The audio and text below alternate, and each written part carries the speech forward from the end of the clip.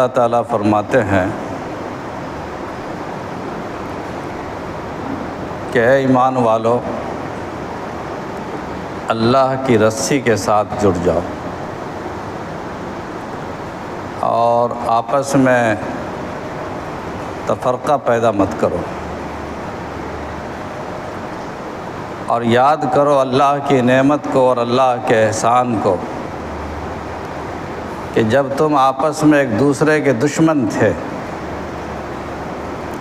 تو اللہ تعالیٰ نے تمہارے دلوں میں محبت پیدا فرما دی اور تم کو بھائی بھائی بنا دیا۔ یہ قرآن کریم کی بڑی اہم ترین آیت ہے اور مسلمانوں کے زندہ رہنے کے لیے اور دنیا میں ترقی کرنے کے لیے بڑا نسخہ ہے۔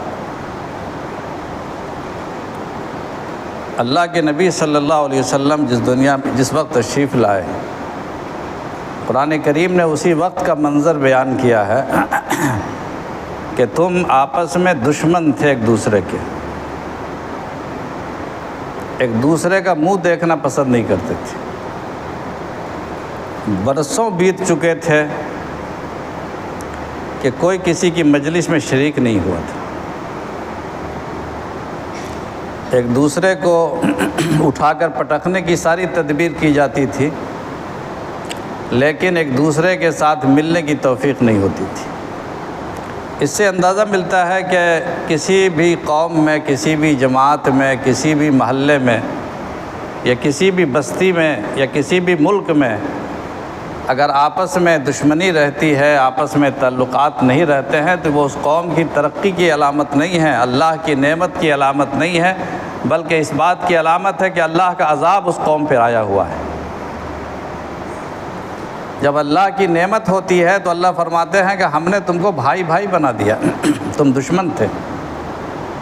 ایک ہی خاندان کے دو شاخیں، اوس اور خزرج، انصار بعد میں بن گئے، صدیوں سے لڑائی چل رہی تھی، نہ معلوم کتنے ہزار خون بہہ گئے، کسی کی تقریب میں کوئی شریک نہیں ہوتا تھا، کسی کی مجلس میں کوئی شریک نہیں ہوتا تھا، لیکن اللہ تعالیٰ نے سرکار دو عالم صلی اللہ علیہ وسلم کی برکت سے اور دین کی برکت سے، ایمان کی برکت سے اللہ تعالیٰ نے ان دونوں کو بھائی بھائی بنا دیا۔ مکہ معظمہ میں قریش کے بے شمار قبائل تھے اور سب ایک دوسرے کے پیچھے پڑے رہتے تھے،